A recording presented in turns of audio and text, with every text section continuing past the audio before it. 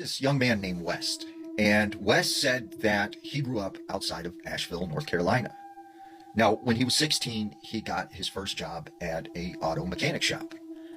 And he said this one particular night, he had got done late working on a vehicle, and so he had to drive 20 minutes back to his home. Now, he took this shortcut that cut through the deep mountains, and he said this area, there's pretty much nothing around, and it can be a very eerie drive at night. But he really didn't care, wasn't afraid of anything like that. Now, he said as he was making his way down this highway, he thought it was strange because he had his windows down and he couldn't hear any sounds outside, which was unusual for this time of the year because you'd hear crickets and, animals and different sounds of nature.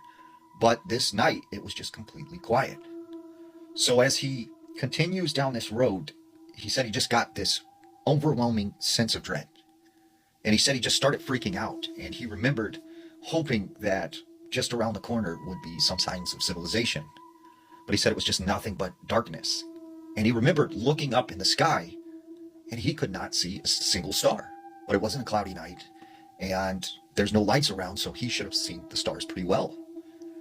He keeps getting more and more freaked out, and he said, he started to go a little faster. Well, he said all of a sudden, out of one side of the woods on the road, out runs what he thought at the time was a dog. He slams on his brakes, but it was too late. He hears thump, thump. He hits something. Now, in his head, he's thinking he hit a dog, and he's like, oh man, I'm going to have to go explain to someone that I hit their dog in the middle of the night. And, he was pretty upset about this. So he gets out of his truck, and he said the first thing that he noticed was this stench of something rotting. And he said, how could this already smell like something that's rotting when I just hit this thing?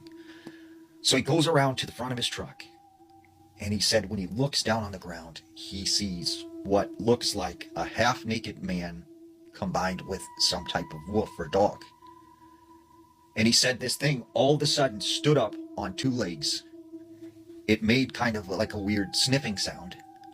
It turned and took off running into the woods on all fours. So he gets in his truck and he hightails it out of there. He makes it home. He's terrified.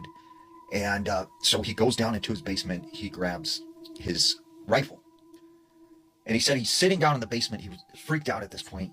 And he's just waiting, thinking this thing might come to his house. As he's looking out this sort of sliding glass door that's down in the one side of the basement, he can see the woods. And he said he could see two eyes staring at him from the woods. And he sees this thing kind of moving around. So he opens up the glass door and he fires a couple shots into the woods. He said his parents come downstairs freaking out. Like, what are you doing? Why are you firing off rounds in the house? And he said, well, there's some kind of animal outside. I was trying to scare it off. So he said after that, he thought okay, it's gone. It's not going to come back. But then he said a week later, he hears a knock at the door. And when his dad answers the door, there is this man. And he said what was creepy about this man is he looked like the guy he had supposedly hit on that road, except he looked all human. And he said he came in and he talked with his dad and said he was new to the neighborhood and just wanted to meet the neighbors, and he just had this normal conversation. But he said he kept glancing over at him, and he said still to this day he gets the feeling like he's being watched. Have you ever heard the old saying, you shouldn't step or stand on a grave? Now, there was this young adult named Barry. And Barry and his friends decided they wanted to go out to the cemetery one night. Now, this cemetery was known to be haunted, and there were all these stories and legends. So him and his buddies, they go to the cemetery, and they're walking around with flashlights, kind of scaring each other. And he said that he was walking on the graves, and one of his friends said, hey Barry, you shouldn't walk on top of the graves or stand on them, it's bad luck. And Barry said, what are you talking about? I don't believe in any of that. So he starts stomping on this grave and then spits on it and is like, what's going to happen to me? A ghost going to get me? So he said, while they were in the cemetery, nothing really happened. So he didn't think anything of stepping on the grave or anything. Well, when he got back home, he just had kind of this bad feeling that maybe he shouldn't have done that.